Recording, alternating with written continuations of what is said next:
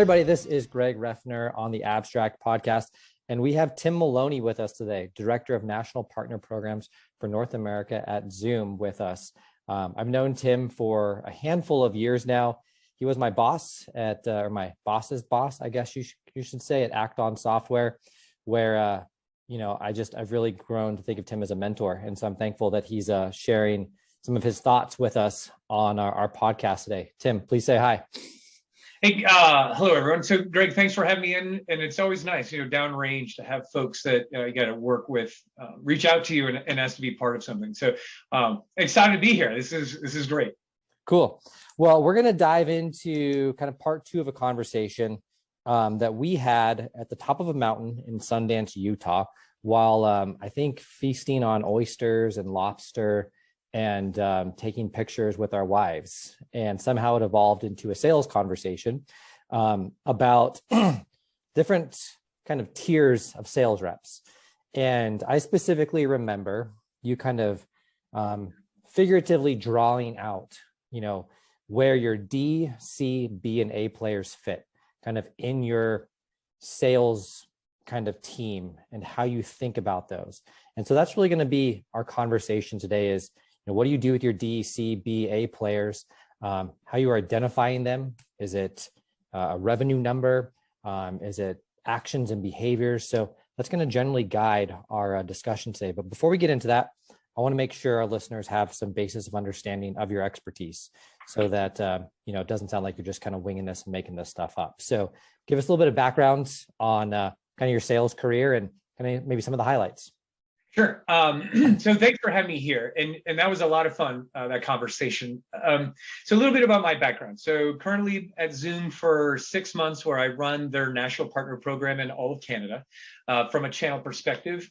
Before this, I came from LifeSize, which is a different video collaboration company where I was a senior vice president and ran their worldwide channel program, about $100 million, 78 global distributors around the world. I also gave that up and ran their North American sales organization. So when you and I were working together at Act On, I was responsible for sales in the mid-market world. And before that, I came out of Autodesk, where I started as an individual contributor, eventually ran their manufacturing channel program, traded that all in, and got to be a part of a team that bought companies and then integrated them into Autodesk's ecosystem. So I was part of a team that bought a $300 million plastic simulation company and two $40 million simulation companies and got to run those on a direct sales basis globally. So my background has heavy channel and partnerships, but probably just as equally direct sales. And the last bit is I had my own company with my brother. I started an organization, raised seed capital through angel investors, met with VCs. So I've run my own company. I've worked for large manufacturers on the channel side of the house and also the direct side. So a slightly different background than the traditional channel person that you run into. Yeah. Well, going to market through channel and getting sales reps at partners to do what you want when you're not the only vendor they're representing is a challenge in of its own, right? Outside of just, your direct sales team. But for our purposes today, we're going to focus on your direct sales team. So, I want you to walk us through when you think about the different tiers of sales reps within your organization, kind of start breaking that down. What does an A player look like? And walk us maybe down through, I know we get rid of the D's and F's, so maybe we don't have to go that far, but what does an A player, B player, C player look like in your mind? Sure. In a safe harbor statement, what we're about to talk about, there's more behind it. One, I think the tenet that everybody I believe in is that everyone is a star somewhere, but maybe just not here or in the role they're in. And two, this is my approach, right? Like I've honed it. So, and I don't say what I'm about to say callously or without feelings, but my job as the business owner, CEO of my business is to run it effectively. So I look at sales people in one of four categories. And we all got grades in school, so A, B, C, or D. And the way I define that is your A players are your eagles. Those are the people that they're almost like weebles. No matter how you push on them, they are always at the top, and that's whether it's quota attainment, activity-based management, leaning in, knowing what's going on. They are the pinnacle of what you want out of a sales organization. And those folks kind of come in two flavors. There's the unconsciously competent, and then there's the methodical A. And the first one, what I mean is, we've all met people who are incredibly successful in sales, and you're like, what's your secret sauce? And they're like, I don't know. I don't know. And it's true. They don't know.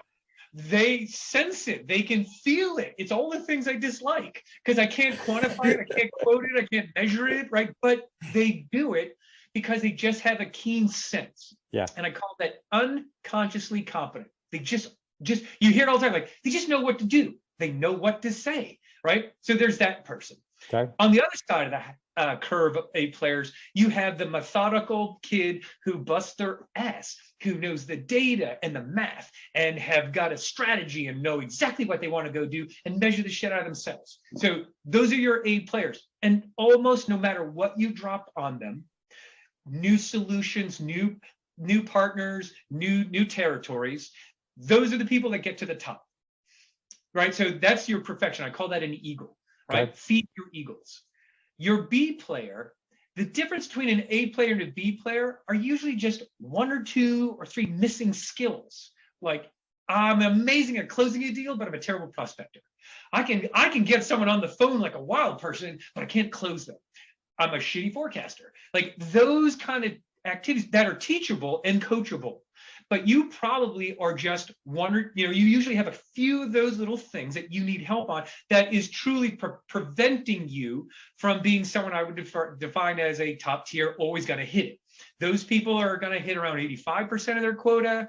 They're right always on the cusp of being amazing. You view them in your organization as really important. You would never not have them on your team, but they might not be your first grad choice. Okay. Now we get into the second 2 groups, the C's and the D's. Now, a C player in my mind knows there's a path, but has gotten off it.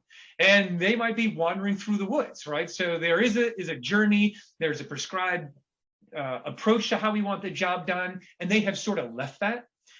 And then you go down to the D players, and they don't know there was a path, and they are lost, and they are missing. And now I look at, how do I measure them? The first is data. Performance. How'd you do against quota? Size of your quota. What was your territory? Right? Those things are important to me because I always find bigger targets more interesting. That's harder to do sometimes. Then you get into the esoterics. What's their attitude? The impact on the team.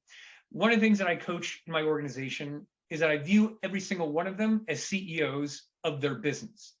And as part of being a CEO, right, you're part of my village. Uh-huh. And everybody loves to say, hey, it takes a village. But what people forget sometimes, Greg, is that, hey, you're part of that village and you need to help. Your C and D players tend not to be supporters of the program. You can pick them off in meetings, either making too many jokes or not speaking at all, right? So your C player, probably, D players below 50%. Your C player, 50 to 65, 50 to 60% all the time. And then you have a gap, right? And you'll see clusters. If you did some regression analysis of your people's performance over time, 4 quarters, 5 quarters, you would see clusters. Your A players, always near the top. They're usually unhappy if they're not blown out 120, 140. B players just below 100, close. Maybe they hit it once, but then they're back down. But they're like, oh, it's so there. But your C and D players, they're not going to hit it. Usually a C player will get it if a bluebird lands. And again, safe harbor statement, what we're talking about are data and performance, not the individual as a good person or a bad person. We, set all that aside. Our responsibility as business owners is to evaluate data and certainly people, right? But so those are some of the categories that you look for, at least how I measure my organizations. Okay, got it.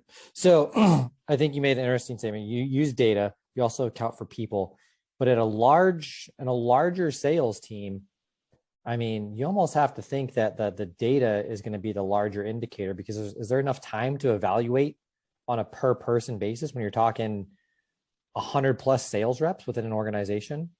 That's where my leadership comes into play. Okay. right? So let's backwards engineer this for a second. What are my leaders doing? Stack rank your leadership team. Where do your lead, like this flows from the top all the way down. And so, I want to evaluate my leadership team. Who are they? Tell me how they're performing. What kind of morale do they have on their team? Esprit de corps, the feeling that I belong to something more important than me, is a great indicator of leadership. Do your sub teams, do those teams rally around that leader? Or do they talk poorly about their leadership team? And there's a lot of reasons for that, but those are interesting things that I want to go look at. Yeah. Data is important when you're talking large scale, but data only tells a little bit of the story. We want to evaluate people as an individual, the territory, the performance, the requirements. And that's why we put so much time into the leadership aspect, because we want the force multiplier. You're right, Greg. I cannot interview 100 people, but what I can do is look at my top line leaders. How do they behave? What do they think? I can interview those people all day long. Yeah. And then move into my second round of leaders who are developing. How are they coaching? Do they coach at all?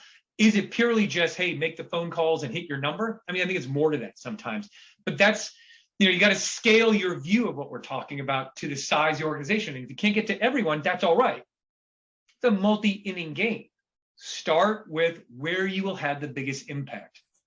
Your core leadership team, do they buy in? Do they get what you're talking about?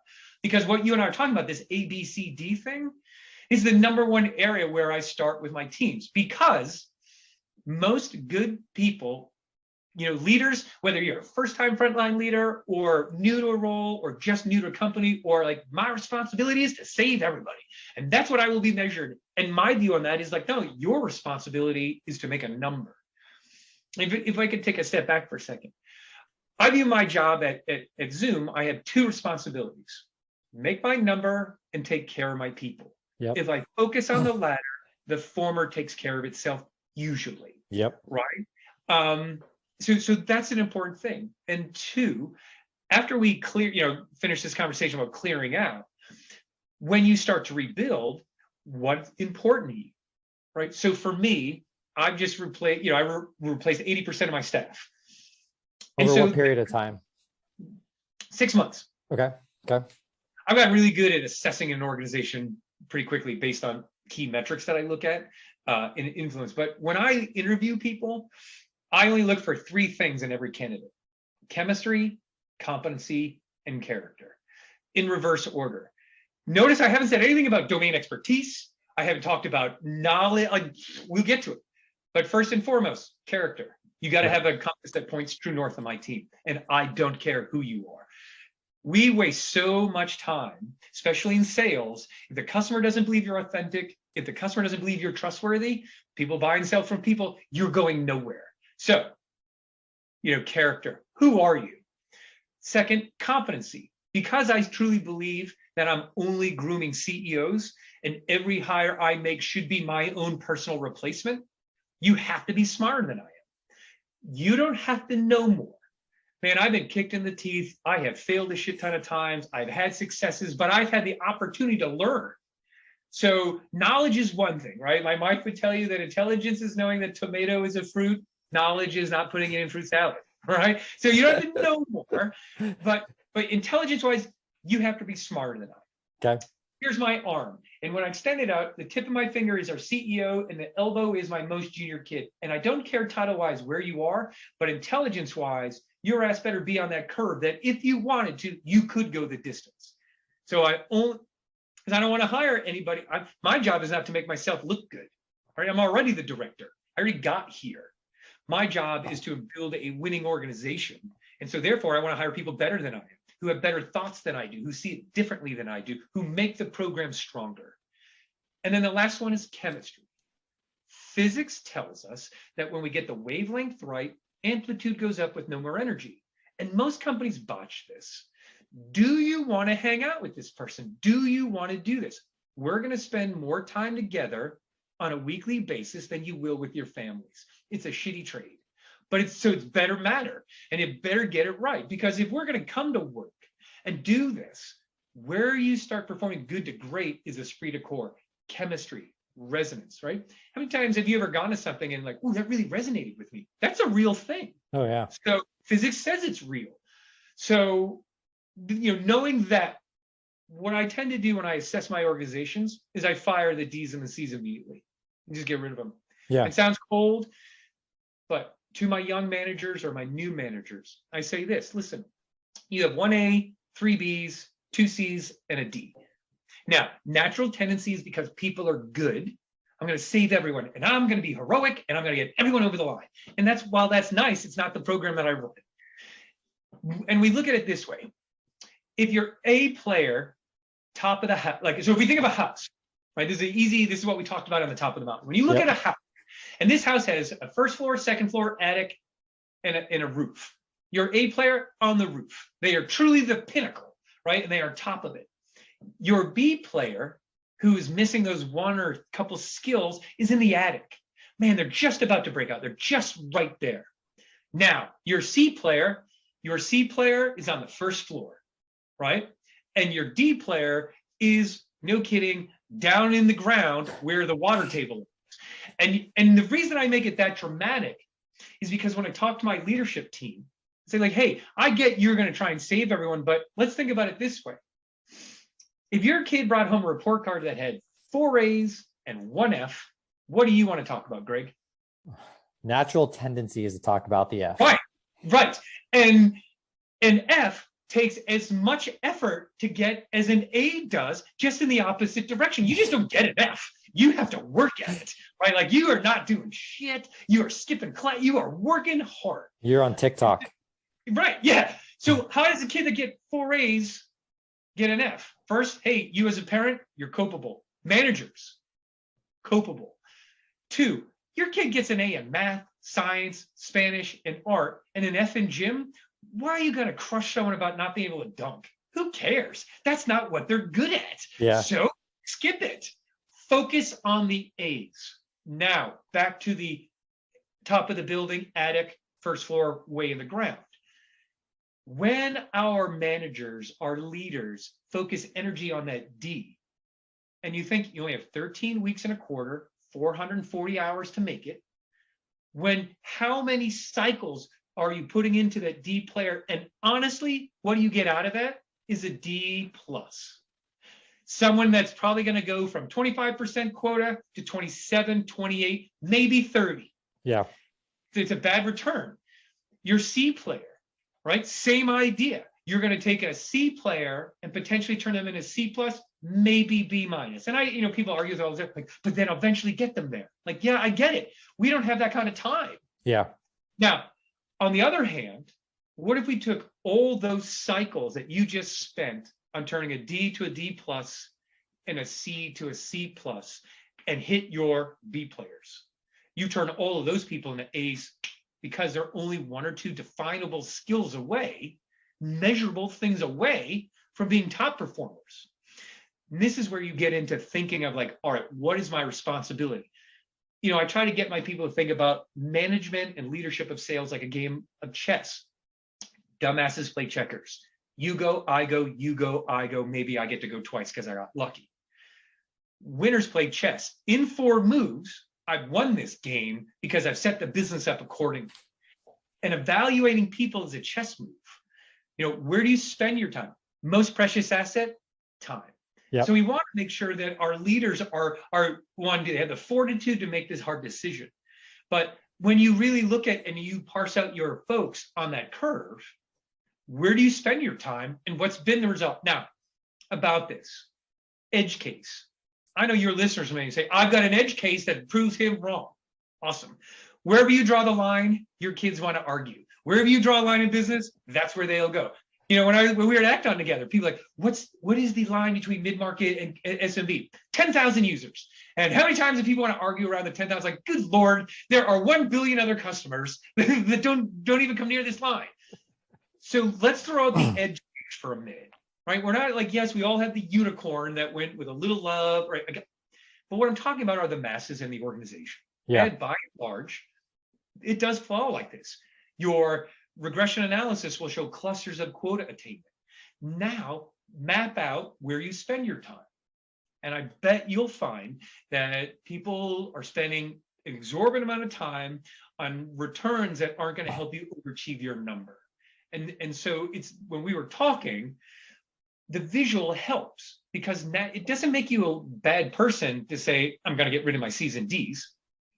Everyone's a star somewhere.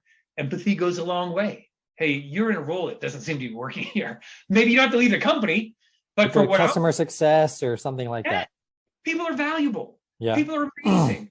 You know, how many of the C's and D's come to office every day and are like, shit, it sucks. I'm terrible at this. I'm going to get hammered. I'm living with this tension. I don't want it. Right? Because if you really wanted to be great, you wouldn't be a D player. Right? Because you'd be leaning in. You know, when I look at folks, do you know you need coaching? Are you open to it? And can you act upon it? D players that answer those three things, they're not D players. Those are B's that we're going to save and we're going to make it. But in general, you got to bring discipline to the program.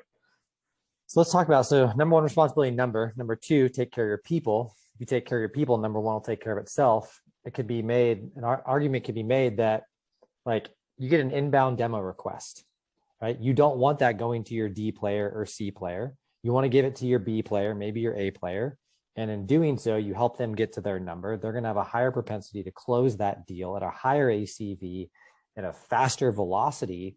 And so even if you're looking at the tactical day-to-day items of what it takes to hit your number, you know, outside of just spending time as a leader coaching those people, you want to deliver those bluebirds, those return customers, those inbound I'm ready to buy now chats to your top performers anyways, because they're going to feel taken care of.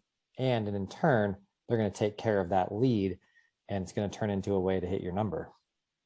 Yeah, exactly. Right. Sales, people buy and sell from people by and large. Yeah. So, you know, it's what you just talked about is the reputation that you build with your customer, their experience, right? Southwest Airlines did a study on their passengers, and weirdly, people on Southwest Airlines believe that when they put the tray table down, if that tray table is clean, they associate it with the engine maintenance being top notch. It makes no sense. It is what it is. So same to your customers. If the person on the phone, the first time I talk to, is a top tier person who's responsive, understands my needs, takes the time to understand, takes the time to engage with me, boy, I think that whole organization is top shelf. And you might be a top shelf organization, but you may never get that shot if the front end of the program that you're trying to save nobly gets you kicked out, right? So it's just, what are you trying to solve? What are you trying to accomplish? Yeah, I love that. So let's one more topic, then we'll wrap this up. So I love the character, competency, chemistry. You don't talk about domain expertise. It's almost like that famous quote from the CEO of Porsche, I think, hire for character, train for skill, right? Look for who that person is. Are they coachable? Do they have, I think in sales, intrinsic curiosity and a desire to question everything and be curious about the world around them? When you go in and you mentioned wiping out the majority of your staff within a relatively short period of time, is that the first thing you're looking for? Like that, that's terrible. Okay. Well, a relatively short amount of time. Is character the one thing you're really kind of leaning into when you're making that decision? Yeah, I think performance and character go hand in hand. People who are struggling but are awesome people, you got to take a hard look at, like, in the ABCD thing. Right now we're in the edge case, but that's people being being a leader, really understanding. But yeah, I think if you're leaning in a good person, then you're a star somewhere. Let's figure out how we keep you on the team and get you in a role that plays to your strengths. Yeah. Like, be happy, be excited. I'm passionate about what I do. But if you're not hitting on all your cylinders and you're a crummy teammate, the reality is you just make it easy for people like me I have to make decisions. I am not here because it was crushing it. I was recruited to solve problems and build a winning world-class program. Let's make sure we recognize that. And we are for-profit people. I pay my folks well, so I expect a lot. But, are you a good person, and does your data back it up? Are you doing the things that we need? When we have meetings, are you driving the initiatives? Or are you the person telling me why not? Right. My favorite thing is when my teams tell me what they're not going to do, like unpressed. Like, hey, for someone not making their number, maybe leading with no isn't the way to go. It is just early and quick, right? So rapid assessments. I take, are they trying? Effort matters to me, because the one thing that I did not talk about in chemistry, competency, character is drive. Because what you just said, I agree, like the person from Porsche, I draft the talent, coach the skill, but you get out of the bed in the morning and you want to light it up, or you do not. And, we can screen for that, but I don't think you can coach drive. I can't. At least I haven't figured it out yet. Yeah, I don't think so. But when you find a driven person who is super smart, smarter than you, has a great moral compass that points true north, and fits with the team, what you are building is a pro sports team that if the quarterback is thrilled that the wide receiver is the best in the league, and that the offensive line is the best, and they're excited that your linebacker's number one, but they don't compete with each other. Like, Tom Brady would say, like, it's all about, like, I'm not here for accolades, I'm here for rings. What's the purpose? So but attitude makes a big difference, because I think it defines who we are. That's why we screen for it, because when it's easy, all of this goes out the window, right? But when it's hard, that's where you peel all this stuff back and you find out what you have. To that point, if you have one A player, two B players, and you consistently make excuses for keeping the C players and D players around, it starts to erode trust and leadership. You start going like, I'm not part of a winning team anymore. I want to be traded to the Tampa Bay Buccaneers to be surrounded by, winners. Right. Like, you're almost inviting your A players and your B players to leave because you are okay with mediocrity, and you're almost rewarding mediocrity. That's right, Greg. My teams, so my team that stayed with me and the new people that are leaning in with me, I think they value that I'm consistent. That if everyone's special, no one is. Yep. And two, that I'm consistent. Like that, hey, I get accolades for being top performance. And that man, he hammers data and he holds people accountable. So I'm going to keep pushing. Your top, like, example, if you have a team-based quota, you immediately define who your A players are and your D players are by one simple question. What do you think about the team quota? Your A players will hate it. Yep. They will hate it because I never get the money. I never get the accolades because I'm a top ass kicker for you. And man, if we were in individual quotas, I would own it. Your D players are going to give you the answer of, I love team quotas, baby. Love it. I can hide in the corner. I'm pulled along. And no matter what I do, I know that Billy is going to make it happen. Susan, she's amazing. And I, Tim, are going to be in the back.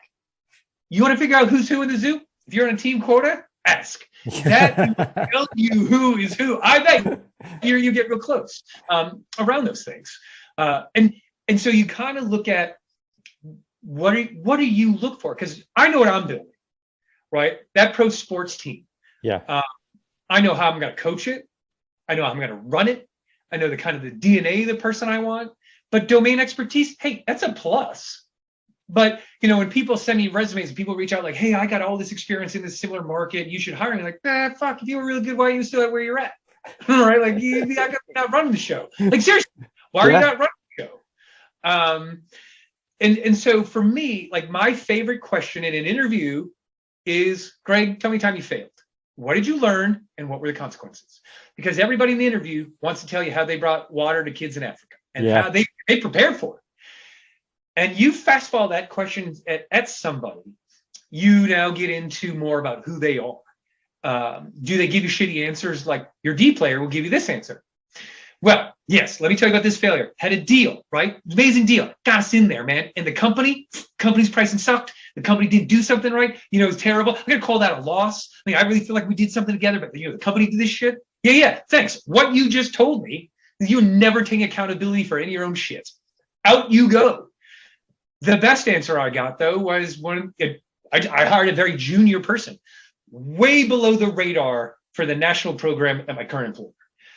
And her answer was, I started my own company at 24 and I did real well. And then I ran into the ground and I made all these mistakes and it was awful. And eventually I had to sell it for just the IP and I lost all this money and it was a train wreck. And I'm like, what'd you learn about that? And her answer was that I could do anything, that I'm not afraid of failure. And then I was like, you know what? I'll make you better. But that attitude, you either have that shit in you or you do not, right? So I know what I'm looking for. And that A, B, C, D thing works with my chemistry competency character overlaid by drive. It works for if I take care of my people, my number usually takes care of itself. Philosophy, you have to be smarter than I am because I expect you to be a CEO for me. That inspires people that I'm looking for. We use behavioral interviewing, right? So we put a lot of effort into finding those characteristics. And a side note, behavior, like how a lot of companies interview. All right, so we're gonna have you talk to these 17 people. None of them are gonna talk. You get the same question, maybe 15 times, maybe some random questions, and it's death by interviews, and you're, what am I doing here?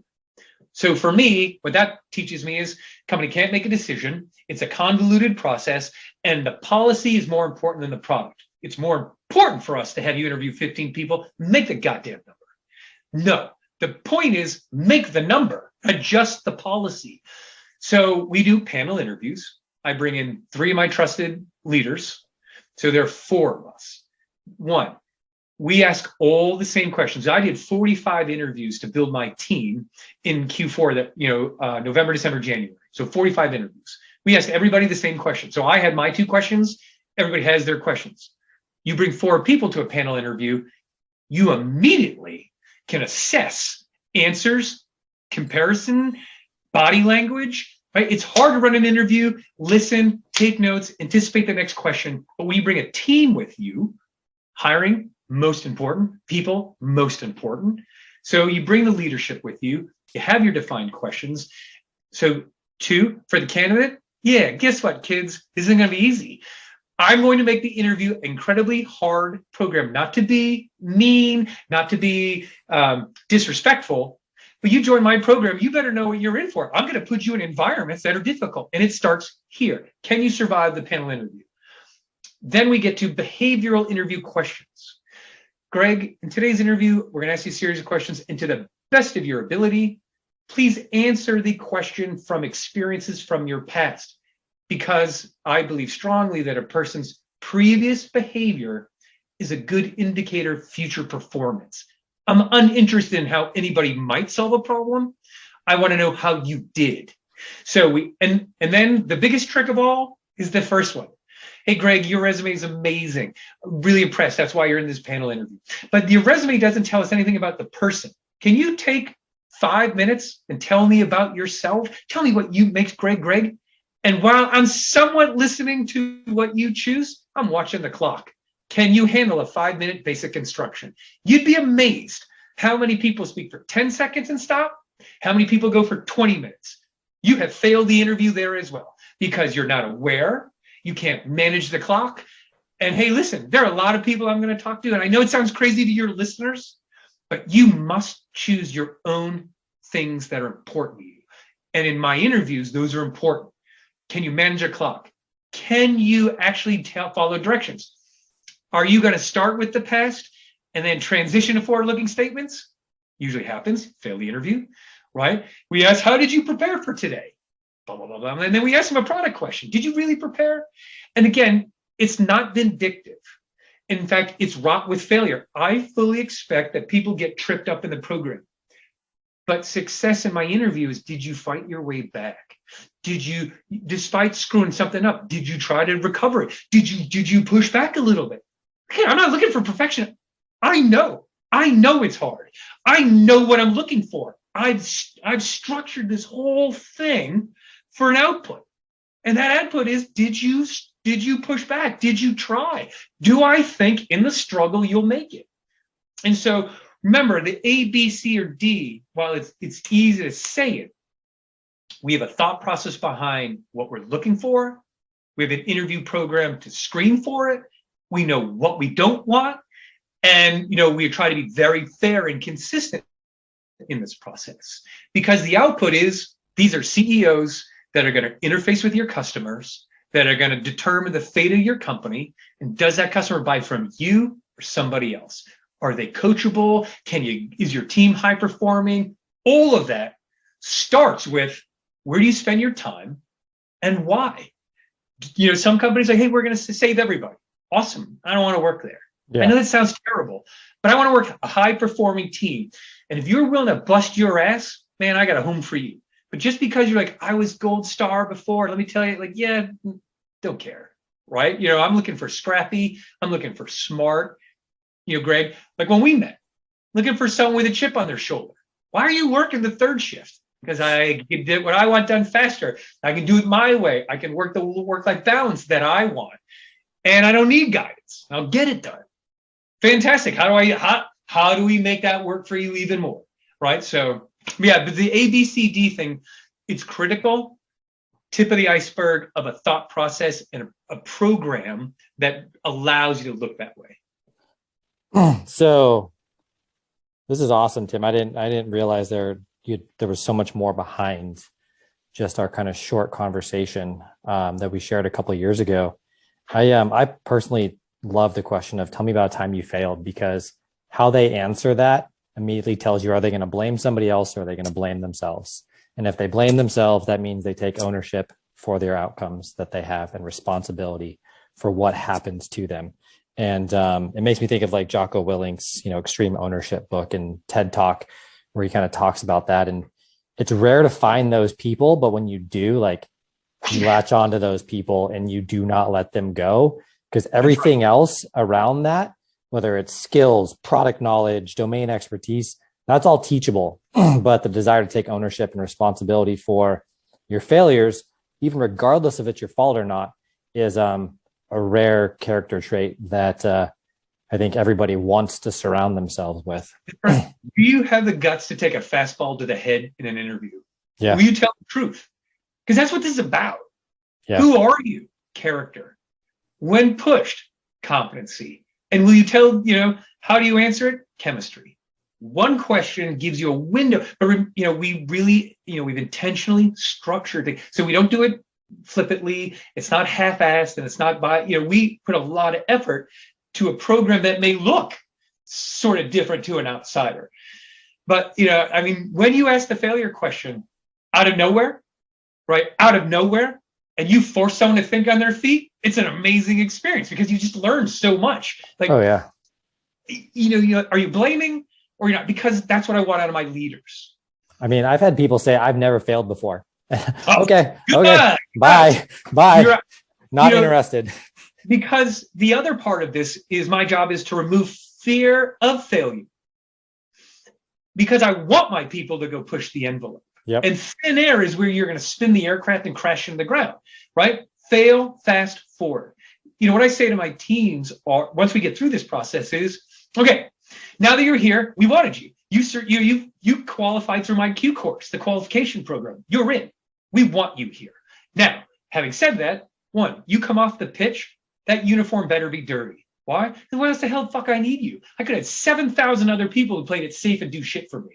But you said you were going to be different. So go take a risk. And when your people do that and they fail, you as a leader must love them, pick their asses up, put them back on the track. Because I always say to my people, hey, don't sweat it. Because tomorrow, remember that scene from Gladiator when they're in the tunnel and the gate's going up? Yeah, we're going back tomorrow. The gate's coming back up, but I will go in there again with you.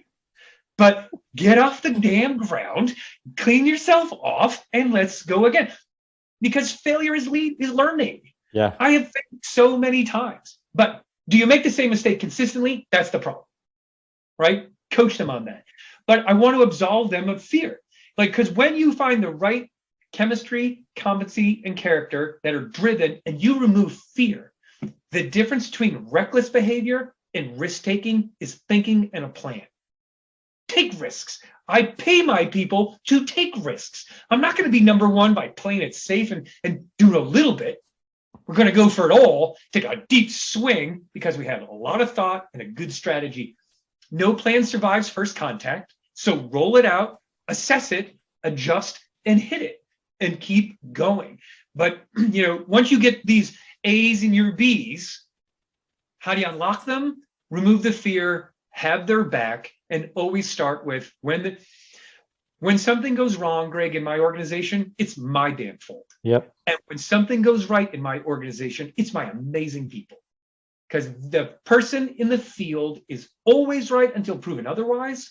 And if something goes wrong, one of my reps do something wrong, starts with me. I probably didn't train them correctly. I let something go. I left the office early. I got tired. I didn't hit something I should have. And while that may not always be the case, if I can get my whole organization to think like that, they're like, hey, the old man thinks like this. Shit. Before I point a finger, did I do my job well? Did I do my shit well? Because while that may not, you might have a legitimate, like, no, I got screwed. If you're thinking about your own performance and involvement and culpability, you tend not to go out swinging at people when there's a problem. And when that doesn't happen, and when your people don't get nervous, like they know when they've made mistakes. Like there's, like, when you do my forecast, or I fuck that away. Like, yeah, come on now. But what I'm talking about is a strategy or a new approach or a new thought. And hey, I'm going to run. Love them for it. That's why we did the ABCD exercise and the chemistry, competency, character, and the failure and the tell me a time. Like all of it. When you get them, unleash them. But they will make mistakes. So be it. Love it. Move on with it and get them back in the fight, because the door, remember, 13 weeks, 440 hours a quarter. That's all you get. So get them rolling hot. Because after all that effort, if you hammer someone when they make a mistake doing something cool for you, then you lose the ship overnight. So when you do all of this as a strategy, what you can do in 12 weeks is amazing. Take a machine that was busted, find the people that like this talk. You know, they're amazing. A number of people are like, fuck yeah, man, I want in on this. Like, yeah, I want to be number one. I want to be part of the number one team. Let's go take the world, right? Little bit of passion, connect the team with the mission, show them the data that you care about, how they can affect that, and let them loose, right? Don't worry about the navigational beacons, because when you cross one, I'll tell you. But until, like, one of my, I love the best is, hey, Greg, tell me a decision that you have made that has scared me.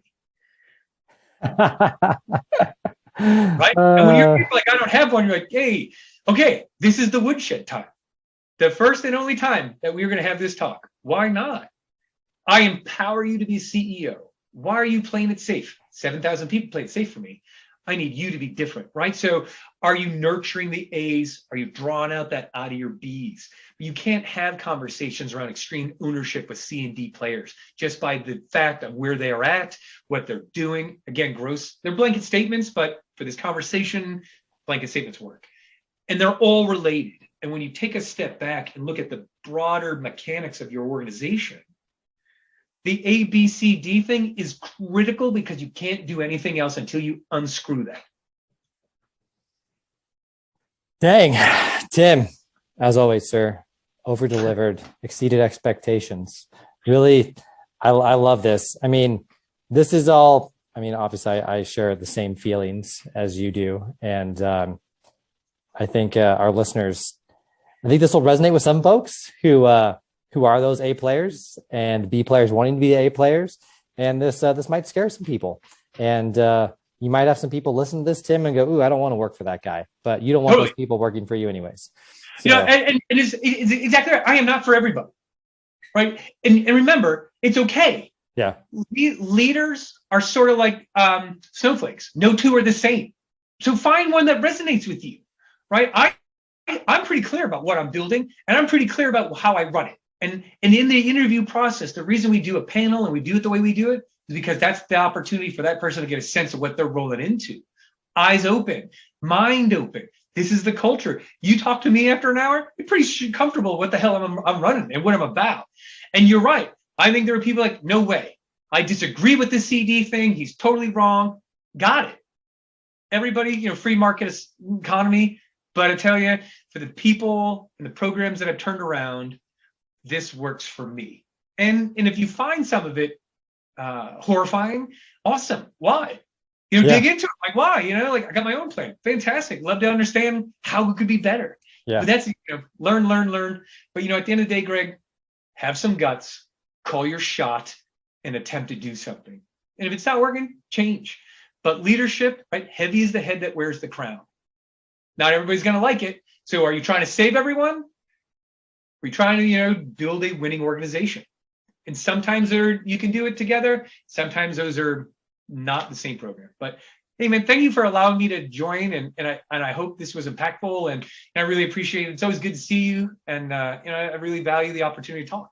Yeah, man. It's this was awesome. Way more than I expected. Typically our podcast like 20 minutes. And I think we're going on 40 minutes. So it's good though. I didn't want it to stop. So this was exactly what I was hoping for. Tim, if anybody wants to get a hold of you or this resonates with them and they want to work for you, what's the best way to get a hold of you? You can find me on LinkedIn, probably the easiest way to do it. Tim Maloney. I'm right there. I work for Zoom now, life size, pretty easy to find. Big, bold grape, easy to find me. Awesome. Well, thank you again for your time and, continue to kick ass at Zoom. Thanks, man. Thank you. Bye.